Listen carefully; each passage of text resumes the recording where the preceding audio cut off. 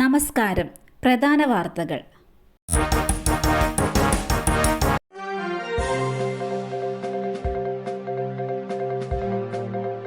മോദിയുടെ റഷ്യൻ സന്ദർശനം, വ്യാപാര സഹകരണത്തിലടക്കം പ്രതീക്ഷകളേറെ.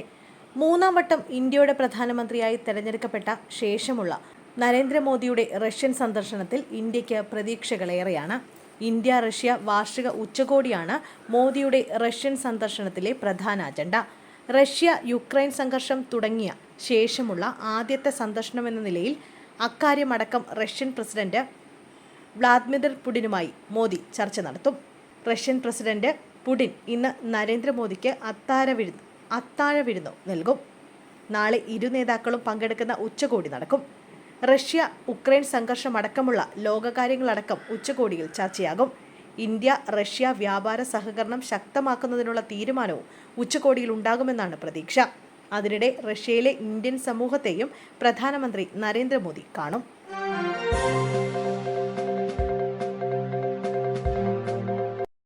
ഗായകൻ PV വിശ്വനാഥൻ അന്തരിച്ചു. പിന്നണി ഗായകൻ PV വിശ്വനാഥൻ അന്തരിച്ചു. 55 വയസ്സായിരുന്നു. വെള്ളം എന്ന സിനിമയിലൂടെയാണ് പിന്നണി ഗായകനായത്. ചിത്രത്തിലെ ഒരു കുറി കണ്ടു നാം എന്ന് തുടങ്ങുന്ന ഗാനം ഏറെ ശ്രദ്ധേയമായിരുന്നു. അദ്ദേഹം നിരവധി ആൽബങ്ങൾക്കും സംഗീതം നൽകിയിട്ടുണ്ട്. ശവസംസ്കാരം രാവിലെ നടക്കും.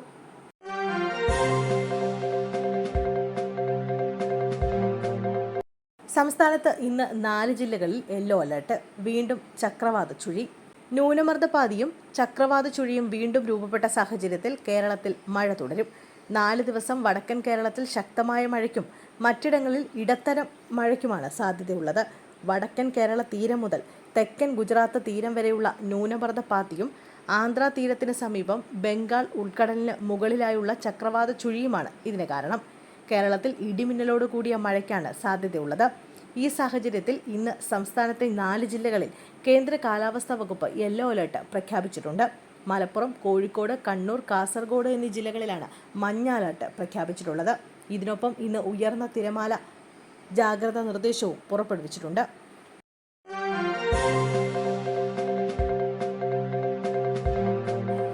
മാന്നാർ കൊലപാതകം. 1-ാം പ്രതിയെ നാട്ടിലെത്തിക്കാൻ ഇന്റർപോളിന്റെ സഹായം തേടി പോലീസ്.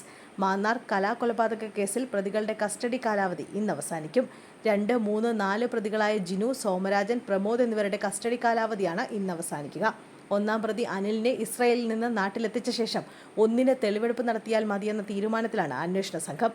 അതിനാൽ പ്രതികളുടെ കസ്റ്റഡി കാലാവധി നീട്ടി നൽകണമെന്നാവശ്യപ്പെട്ട് ഇന്ന് ചെങ്ങന്നൂർ കോടതിയിൽ അപേക്ഷ നൽകും. 1-ാം പ്രതിക്കായി ഇന്റർപോൾ മുഖേന ബ്ലൂ കോർണർ നോട്ടീസ് പുറപ്പെടുവിക്കാൻ ഒരുങ്ങുകയാണ് പോലീസ്.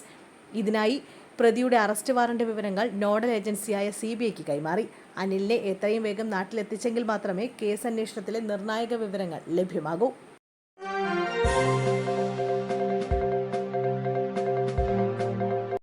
തീവ്ര വലതുപക്ഷത്തെ കൈയൊഴിഞ്ഞു. ഫ്രാൻസിൽ ഇടതു സഖ്യത്തിന് അപ്രതീക്ഷിത മുന്നേറ്റം. ഫ്രാൻസ് പാർലമെന്റ് തെരഞ്ഞെടുപ്പിൽ ഇടതു സഖ്യമായ ന്യൂ പോപ്പുലർ ഫ്രണ്ടിന് മുന്നേറ്റം. ആദ്യഘട്ടത്തിൽ മുന്നിട്ട് നിന്ന തീവ്ര വലതുപക്ഷമായ നാഷണൽ റാലി സഖ്യം 3-ാം സ്ഥാനത്താകുമെന്നാണ് എക്സിറ്റ് പോൾ സൂചിപ്പിക്കുന്നത്. അതോടൊപ്പം തന്നെ ആർക്കും കേവല ഭൂരിപക്ഷം നേടാനാകാത്തതിനാൽ ഫ്രാൻസ് തൂക്കുസഭ എന്ന സാഹചര്യത്തിലേക്ക് നീങ്ങുകയാണെന്ന് അന്താരാഷ്ട്ര മാധ്യമങ്ങൾ റിപ്പോർട്ട് ചെയ്യുന്നു. ഇടതു സഖ്യം 192 സീറ്റ് നേടുമെന്നാണ് എക്സിറ്റ് പോൾ ഫലങ്ങൾ സൂചിപ്പിക്കുന്നത്. ജനങ്ങൾക്ക് തങ്ങളിൽ വിശ്വാസമുണ്ടെന്നും സർക്കാർ ഉണ്ടാക്കാമെന്നും ഇടതുപക്ഷ സഖ്യം അറിയിച്ചു. 577 അംഗ ഫ്രഞ്ച് പാർലമെന്റിൽ ഭൂരിപക്ഷത്തിന് വേണ്ടത് 289 സീറ്റുകളാണ്.